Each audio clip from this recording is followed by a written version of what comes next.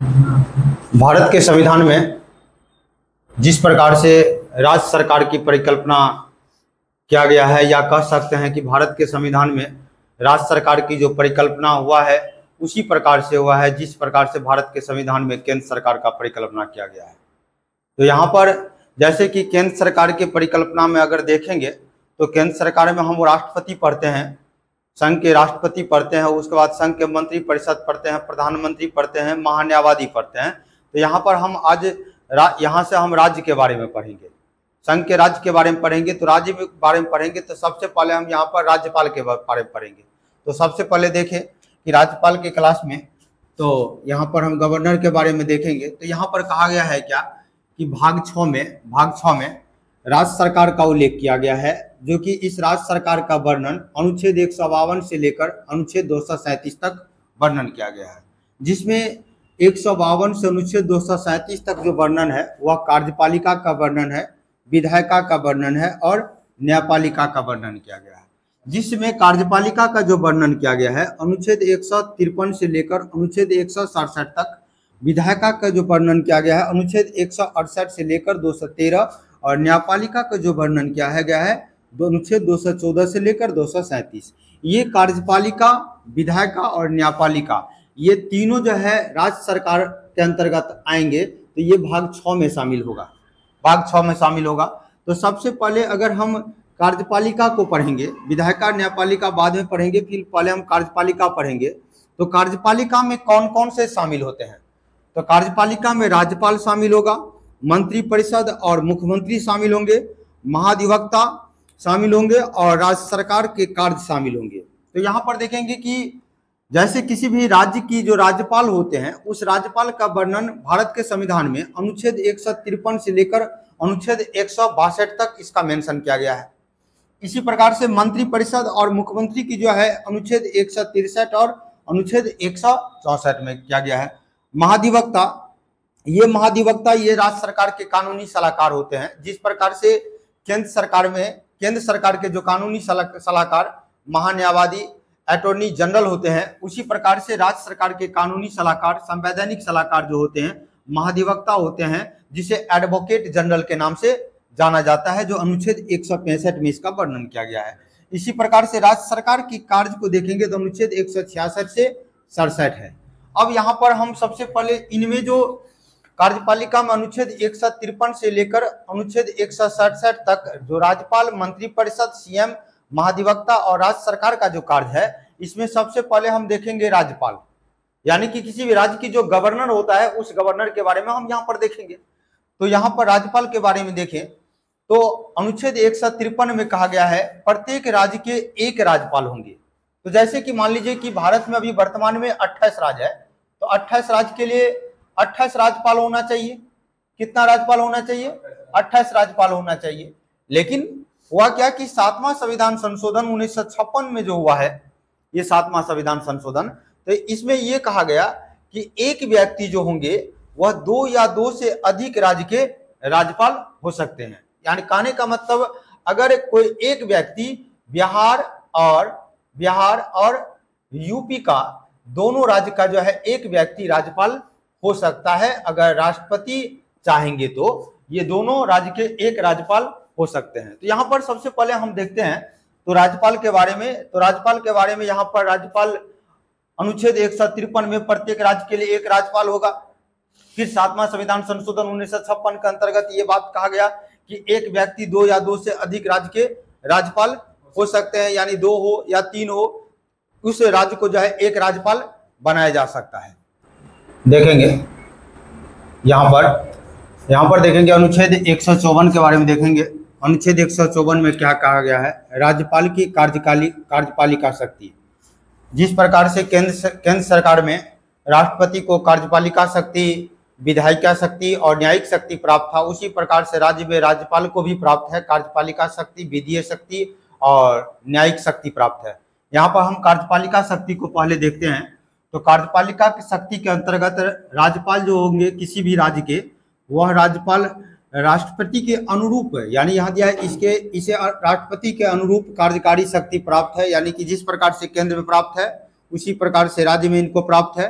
इसके अंतर्गत जो कार्यपालिका के अंतर्गत जो शक्ति इन्हें प्राप्त है वह जो काम करेंगे, पहला वह है कि जिस राज्य के वह राज्यपाल होंगे, अगर उस राज्य का जो सीएम यानी मुख्यमंत्री को नियुक्त करना होता है तो वह कौन नियुक्त करेंगे, तो राज्यपाल नियुक्त करेंगे। उसके बाद जो है उसी राज्य के जो मंत्री परिषद को नियुक्ति करना होगा। जैसे कि मान लीजिए उस राज्य में विधानसभा है और इस विधानसभा में मंत्री परिषद यानी अन्य मंत्रियों को नियुक्त करना होता है, तो मंत्रियों को जो नियुक्त करना होता है तो इसके मुख्यमंत्री के सलाह पर मंत्री का नियुक्ति किसके माध्यम से होगा, तो राज्यपाल के माध्यम से होगा, ये होगा।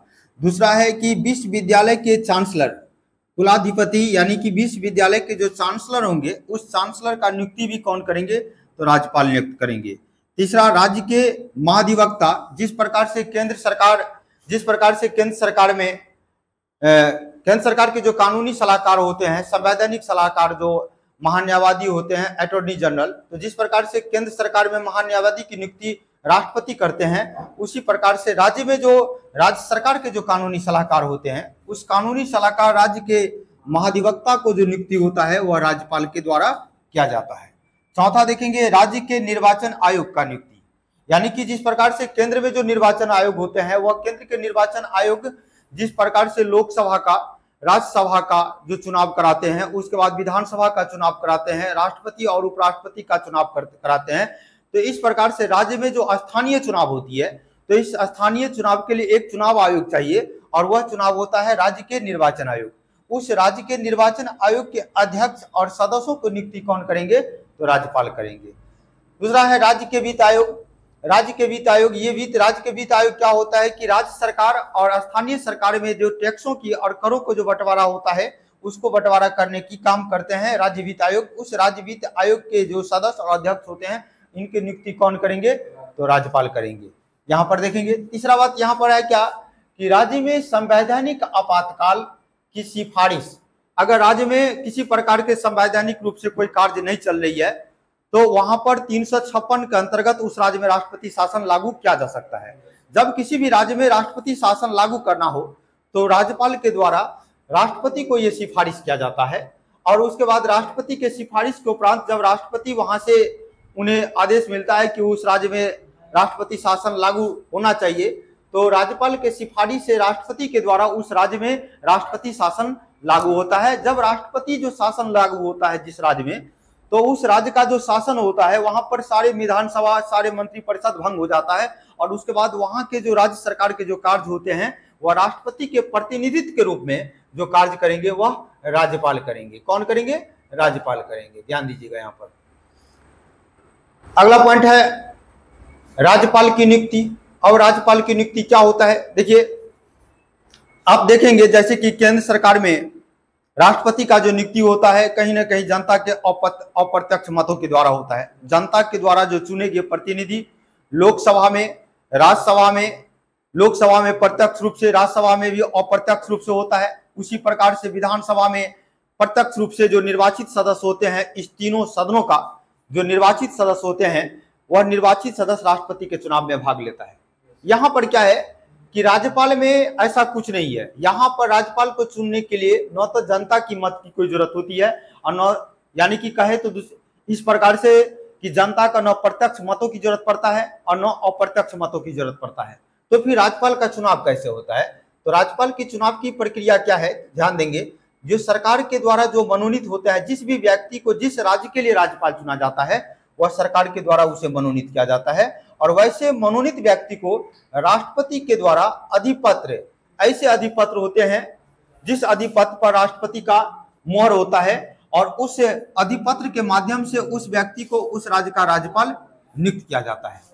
अब यहाँ पर समझेंगे कि अगर किसी भी राज्य का कोई व्यक्ति अगर राज्यपाल नियुक्त किया जाता है, अगर किसी व्यक्ति का कोई यानी कि राज्यपाल नियुक्त किया जाता है तो राज्यपाल जो नियुक्त किया जाएगा तो ये सामान्यतः देखेंगे, सामान्यतः ऐसा है कि ये इसका कार्यकाल 5 वर्ष होना चाहिए। परंपरा यानी संविधान में ऐसा उसका कोई वर्णन नहीं है कि इसका कार्यकाल 5 वर्ष होगा। सामान्यतः ये परंपरा रूप से होते आया कि इसका कार्यकाल कितना होगा, 5 वर्ष होगा और ये 5 वर्ष से पहले भी इसे पद से हटाया जा सकता है क्योंकि राष्ट्रपति के प्रसाद पर्यंत राष्ट्रपति के इच्छा के अनुकूल इसके पद पर बने रहते हैं। तो 5 वर्ष से पहले भी इसे पद से हटाया जा सकता है, या किसी राज्य में अगर उनका कार्यकाल, मान लीजिए बिहार है, और जैसे कि मैं एग्जांपल दे रहा हूं यहाँ पर, जैसे कि बिहार है और बिहार में कोई राज्यपाल जो है अगर 3 साल अगर यहाँ पर 3 वर्ष किए, तो उसके बाद जो है अगले 2 वर्ष के लिए स्थानांतरित उसे अन्य राज्य के लिए राज्यपाल के रूप में किया जा सकता है, वह राष्ट्रपति के द्वारा। ध्यान दीजिएगा, यानी मैंने ये कहा कि जरूरी नहीं है कि किसी व्यक्ति को अगर राज्यपाल चुन दिया गया किसी राज्य के लिए, तो अगर दूसरे राज्य के राज्यपाल वह बनेंगे तो वहां पर भी उसके 5 साल रहना चाहिए, ऐसा भी नहीं है। यहाँ पर अगर बिहार के लिए अगर वह 3 साल के लिए, यहाँ 5 साल के लिए चुना गया था सामान्यतः, लेकिन वह 3 वर्ष हुआ, उसके बाद उसे स्थानांतरित करके अन्य राज्य का राज्यपाल अगले शेष एयर के लिए उसे बनाया जा सकता है, और ये राष्ट्रपति के प्रसाद पर्यंत अपने पदों पर रहते हैं। अगर ध्यान दीजिएगा, राष्ट्रपति यहाँ पर, सॉरी राष्ट्रपति नहीं होगा, राज्यपाल देंगे, राज्यपाल की पदावधि, राज्यपाल की पदावधि। अब मान लीजिए कि अगर इस राज्यपाल को अपने पदों से समय से पूर्व अगर त्याग देना होगा, त्याग पत्र देना होगा, तो ये त्याग पत्र किन्हें देंगे? अगर समय से पूर्व इन्हें त्याग पत्र देना होगा तो ये त्याग पत्र किन्हें देंगे? तो राष्ट्रपति को देंगे, राष्ट्रपति को देंगे। ध्यान दीजिएगा। तो इस प्रकार से आपने देखा कि यहाँ तक कि राज्यपाल की, एक बार फिर से यहाँ तक देख लें तो सबसे पहले मैंने बताया कि जिस प्रकार से राष्ट्रपति को कार्यकारी शक्ति प्राप्त है, उसी प्रकार से राज्यपाल को भी किसी राज्य में कार्यकारी शक्ति प्राप्त है, और इस कार्यकारी शक्ति के अंतर्गत कोई भी राज्य के राज्यपाल जो होंगे तो उस राज्य के सीएम को नियुक्त करेंगे, और अन्य मंत्री को जो है उस राज्य के सीएम के सलाह से जो है मंत्री को नियुक्त करेंगे। साथ ही साथ विश्वविद्यालय के चांसलर को नियुक्त करेंगे, राज्य के महाधिवक्ता को नियुक्त कर सकते हैं, राज्य के निर्वाचन आयोग अध्यक्ष और सदस्यों को नियुक्त कर सकते हैं, और राज्य के वित्त आयोग को नियुक्त कर सकते हैं। अनुच्छेद 157 देखेंगे। अनुच्छेद 57 में कहा गया है, संविधान में राज्यपाल के पद के नियुक्ति के लिए जो इनकी योग्यता होनी चाहिए, इस योग्यता के बारे में अगर बात करेंगे तो यहाँ पर राज्यपाल के पद की योग्यता के लिए उसे पहला तो उसे भारत का नागरिक होनी चाहिए, दूसरा वह 35 वर्ष का आयु वह पूर्ण कर चुका हो, यानी वैसे व्यक्ति को राज्यपाल नियुक्त किया जाएगा जो भारत का नागरिक हो, दूसरा जो है वह 35 वर्ष का आयु पूर्ण कर चुका हो, ये योग्यता होनी चाहिए। उसके बाद राज्यपाल के लिए शर्त क्या है, राज्यपाल पद के लिए शर्त क्या है, तो शर्त को देखेंगे तो क्या है, ये न तो संसद का सदस्य न ही विधानमंडल का सदस्य। इसका मतलब ये होता है कि अगर कोई भी व्यक्ति अगर किसी राज्य के लिए राज्य का राज्यपाल को नियुक्त किया जाता है, और वह राज्यपाल अगर किसी संसद का सदस्य है या किसी विधानमंडल का सदस्य है, तो जिस तारीख को उस राज्य का राज्यपाल पद के रूप में पद ग्रहण करेंगे, उसी तारीख को या उससे पहले, उस तारीख को या उससे पहले उसे जो है उस सदन की सदस्यता से उसे त्याग प्रमाण पत्र देना होगा। राज्यपाल पद के लिए यहाँ पर दिया गया है न तो संसद का सदस्य हो न ही विधानमंडल का सदस्य हो। अगर कोई वैधव्य सदस्य किसी भी सदन का है, तो जिस तारीख को राज्यपाल पद का वह पद ग्रहण करेंगे, उसी तारीख को उस सदन का सदस्यता से उसे त्याग देना होगा। दूसरा क्या है, उसे लाभ का पद पर नहीं हो, किसी भी प्रकार के लाभ के पद पर नहीं होनी चाहिए। तीसरा क्या है, उस राज्य का निवासी नहीं होनी चाहिए। यहाँ पर यह पॉइंट समझने की बात है कि उस राज्य का निवासी नहीं, ये परंपरा से होते आया है कि अगर कोई भी व्यक्ति किसी राज्य के राज्यपाल चुना जाता है तो वह व्यक्ति उस राज्य का निवासी नहीं होनी चाहिए। लेकिन कभी कभी इसका उल्लंघन भी किया गया, जैसे राजस्थान में एक बार जो राज्यपाल चुना गया तो राजस्थान के ही निवासी को राज्यपाल वहां पर चुन लिया गया। तो कहने का मतलब है कि वह चीज उल्लंघन कभी कभी हो जाता है।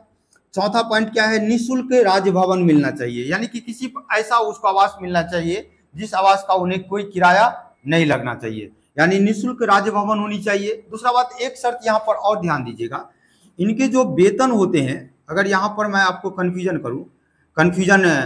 क्लियर करूँ मैं, तो एक वेतन और भत्ता की मैं बात करूँ तो यहाँ पर पहला पॉइंट अगर आपसे पूछा जाए कि जैसे कि बिहार है और बिहार का कोई राज्यपाल चुना गया, तो इस राज्यपाल का वेतन कहाँ से मिलेगा?